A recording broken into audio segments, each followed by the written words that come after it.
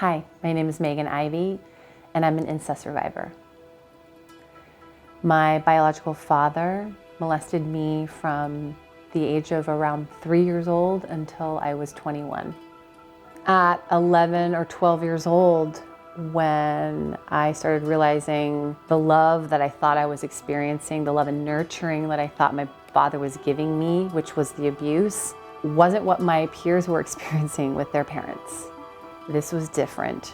And the fear and the shame of that experience, I was afraid that that would rip us apart.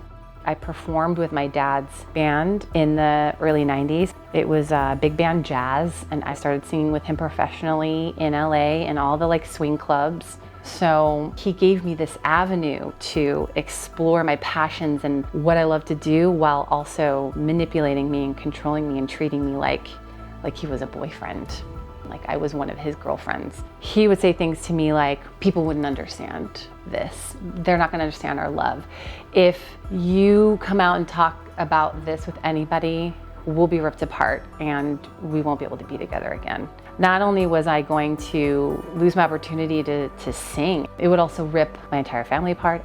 So I kept it secret for the next 10 or 11 years. And in early 2002, when the Boston Globe reported 350 plus survivors coming forward accusing the Boston Archdiocese of sexual abuse, when I saw those headlines, it was like, this is the world I get to live in now. I want this outside of my body. It doesn't have to exist and live in this hidden dark space within my system. It can be out in the world. And what's possible when I get to be fully me in my world? I'm free. For me to see 350 people with stories similar to mine really gave me the courage to finally come out and disclose what happened to me, to my mom and my brother, and claim it. So at that point, we went to the police and reported it.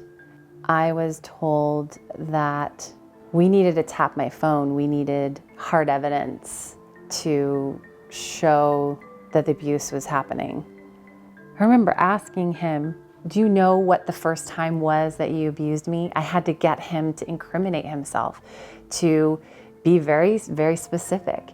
And the DA listened to the recordings, and they were able to get 12 counts of lewd acts with a child under 14 years old. My father was looking at 17 and a half years in prison. And so therefore the DA offered him a plea bargain of 10 years. He took that. I then had to agree to that, and I did, so that I could move on. Part of me wanted to be this warrior. I'm gonna show up in court, and I'm not afraid of him, I'm not afraid of you. But there was also this part of me that was like, sweetie, you did enough. You did enough by not only surviving it, but saying, okay, now I wanna live. I don't have to save the world. I don't have to save my brother and my mom. I'm not here to do that. It's not my job. It's not my responsibility. I'm responsible to myself now. I get to, be in my world fully out, fully seen. That's enough. Sentencing day, I was able to make a victim impact statement. So he came in his orange jumpsuit, shackles on his wrists, shackles on his ankles.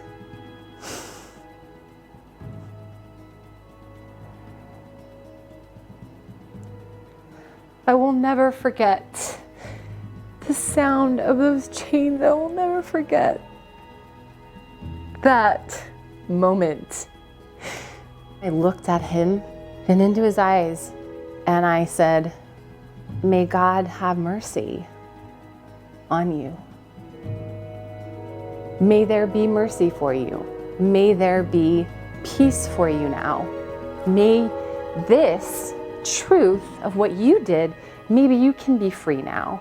I don't know what you're gonna do with this, but I know what I'm gonna do with this. I'm gonna live. And And I have. And after I said that, there was just this rush of, this is over now. This is over. Now what's next?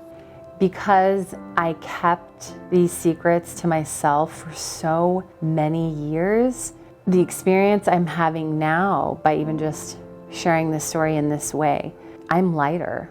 And I know it'll help other people because I needed to hear stories of people coming forward.